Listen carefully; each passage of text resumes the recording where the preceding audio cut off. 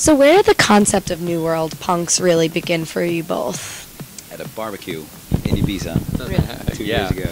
Yeah, we were at a barbecue with some friends, and we're just hanging out, and we just started talking about music, and we decided to collaborate on a track together, and then then we were both playing a show in Birmingham at God's Kitchen, and the promoter said, you guys figure out the set times and everything, and we had an opener and a closer, and I said, you know what, let's just do the whole night.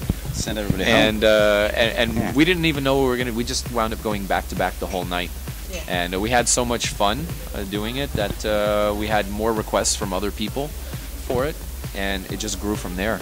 Yeah, and then we had a big one a couple of months ago at Echo Stage in DC. I was there for that. That was a real fun one. I think that's when it really amazing kicked in. Yeah, it kicked in then. And that's when we were like, wow, this is something that. I mean, you guys did open to close that night too, so yeah. it was pretty special. Yeah, it was amazing fun, and just being able to take it from left to right, up and down. Really, it's really cool. So I think that was the moment where we said, like, you know what, just and with the requests pending, like let's just put this whole thing under one name, and we need to make it official. Come up with an official name. The New World and the Punx kind of work together very well. Yeah. I like it. It definitely describes the kind of music that we're doing, which is a little bit more edgy, a little more aggressive, still trance. I love that we love trance, and it's still in that genre, but at the same time it's definitely a little bit punky. Yeah. Spiky. Sounds good. And now, are you guys going to release any music together collectively as New World Punx, as far as like a single or an album or anything like that? Yeah, we definitely have one track ready that we're gonna sort of like debut tonight. Nice. We have another track that we'll probably play at Pasha, the other one there. Absolutely. And we have a couple of tracks on our hard drive that we haven't quite finished yet that we need to finish up too. But the thing is, we're both studio nerds, and so we're once we started doing this, we started sending files back and forth and just working on stuff when we had spare time, and we were both in the same city. So yeah, for sure. I think that's the next step, really. Yeah.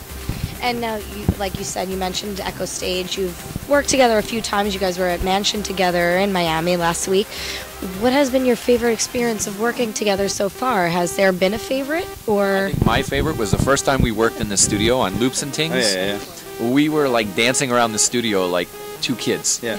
And Candy store. Yeah, that was the nice thing about that. I think that's when I was really like, wow, this is it's about having fun. Yeah. I mean, we would just turn up the music and the bass line, loop the bass line, and just be like dancing around the studio going, wow, you know? It was like a good old, like, oh man, and once you start feeding off each other, he comes up with an idea, and I hear that, and it's like, oh, and then we do this, and then we do that, and that's what happened in the studio is happening on stage as well. Yeah. You were mentioned last week, you saw where we took it sound-wise. It wasn't just hard and driving deep, and then all of a sudden there's like, a pat on the back, like, guys, well done for taking this. And here's a vocal, and here's a bit of melody, but here's a slap in the face again. And that's how it goes, and that's the fun of this whole thing. And what does it mean to you guys each individually to be playing at MSG, like together as a duo, like, or even individually, just the momentum of the entire venue and the... Well, I think he describes it the best. I mean, being from this country, you definitely... the way you say it. Yeah, well, you know what? We both have played bigger venues. We played 50,000, 100,000 people. But I know, what Madison Square Garden means, not just to New York City, but to the United States. Some of the most iconic moments in sports and in entertainment have happened there at the Garden. Yeah. So, and I've never been in the Garden before, never for a basketball game, nothing. So the minute I walk in, I'm going to get goosebumps. I just know it. And it's definitely a good introduction to the venue. I've been there once. I've seen Duran there, and it's a very cool venue. And obviously I'm not from here, but I definitely know how iconic it is, and the history that comes with that place. The funny thing is, many people get their start like in these seedy little clubs, dark, seedy, smoky clubs, and here we are debuting our thing at Madison Square Garden. Not a bad start, right? Jeez. Definitely not a bad start at all. Not a bad start.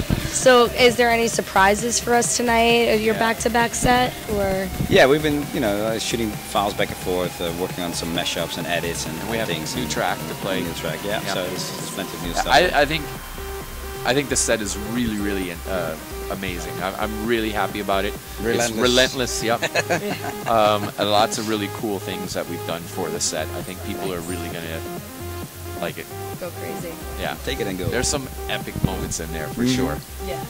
Well, good luck to you both, and we'll see you tonight on MSG. Absolutely.